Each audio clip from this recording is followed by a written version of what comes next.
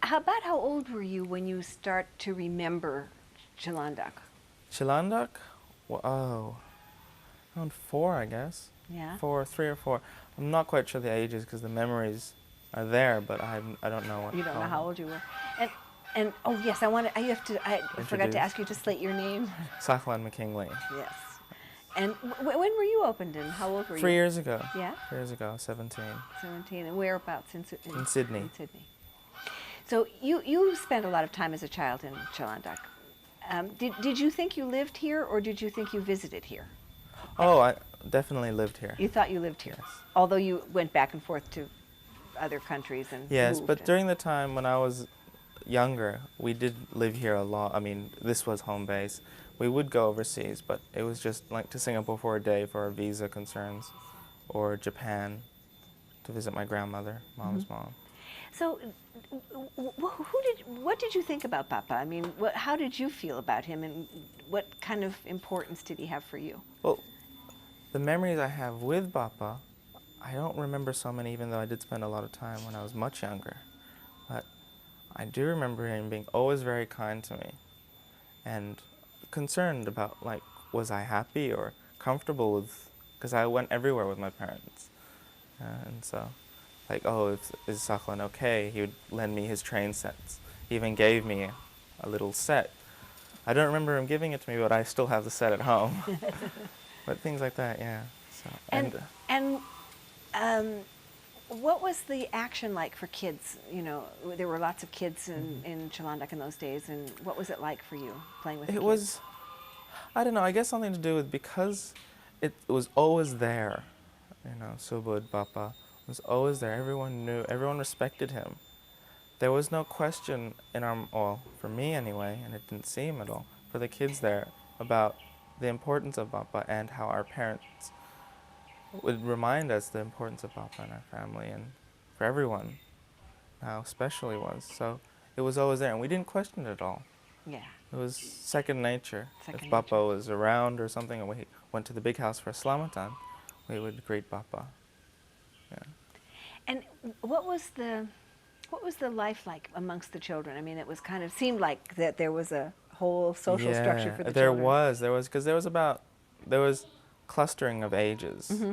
There was the young teenagers when I was there, that's 12, 13 and so forth. Then there was the 10-year-olds around there, and then there was us who were 4, 5, and 6. Well, so you were the little guy. I was the little one, yes, we were the little ones. And then there was the even littler ones, the newly borns and so forth. We're there now, some of them. Now, who were your pals? We got along, we all hung out together, but we would often break off. But we would always, at least once a day, be together somewhere. But the main guys that I hung out with were Roderick de Tom, Hassan Warrior, Zemon Winkler, and Laksar. Yeah. And did you go to Boys. the American school? I went to GIS with literally everyone else there, Yeah. and everyone taught there. So, yeah. Was there a kind of nucleus of Subud kids in that school, and was Subud known amongst the friends? Well, it wasn't really known amongst the friends. The teachers were aware of it because of the staff and so on. But no, because everyone was slightly different ages, everyone fell into a different grade. And so there wasn't much like of an opportunity of... I did play with Roderick because he was a year below me only, a grade below. But like Matthew and the older boys were at high school or junior high, so the school structure didn't allow for that. I know that my kids always had a hard time kind of explaining Subud, and they didn't like to talk about it too much. No, at my age, because I was much younger, it was up to 3rd grade there. It never came up. Really. Never came up. Nobody That ever sort of asked. thing, no. So by the time you were 8 or 9, you had moved. Yeah, we left, well, to move when I had my 9th birthday in Sydney. So you were still young when you left. Yes. Yeah, yeah. Do you have any particular memories of any particular Chalandak? The strongest memory I do have relating to Papa, well, it turned out I didn't realize this, that it was an experience till 4 years ago, maybe 5 years ago. I had thought it was actually happened, it transpired. It was the night of Papa's passing. Dad was there, but Mom and I were in Sydney. I thought I was with Dad because I have such a vivid memory of being in the big house, just back behind here, in the foyer, in the main area, the entrance. And I'm holding onto Dad's hand. And it's a crowd of everyone, but, from the compound and people from overseas that I recognize their faces, but, at that age I had no idea about their names.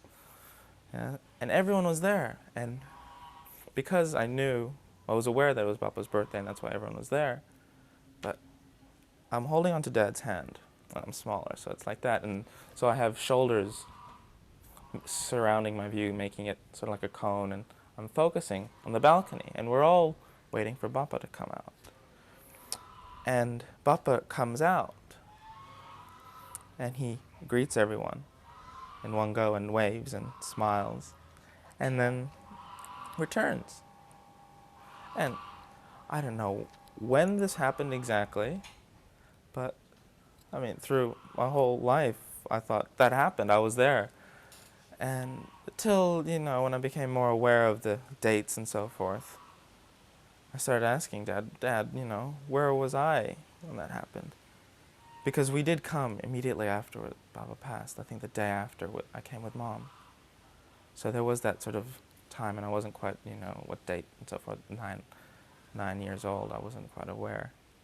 But it turned out I wasn't here, but I could describe the lighting and everything, and Dad, and the position Dad was in, and Dad was there. So, yeah. So it must have been a dream. It must have been a dream because, yeah. But it must have been such a vivid dream real that it dream. became a memory by the time I'd woken up. Not like, oh, wow, I woke up and just had a dream. Yeah, right. So. Sometimes a dream is not just a dream. I know. Yeah. Yeah, so it was actually shocking or surprising that it didn't happen. Because in some ways it's even more vivid, more real than memories from that time. Mm-hmm. Yeah? Yeah.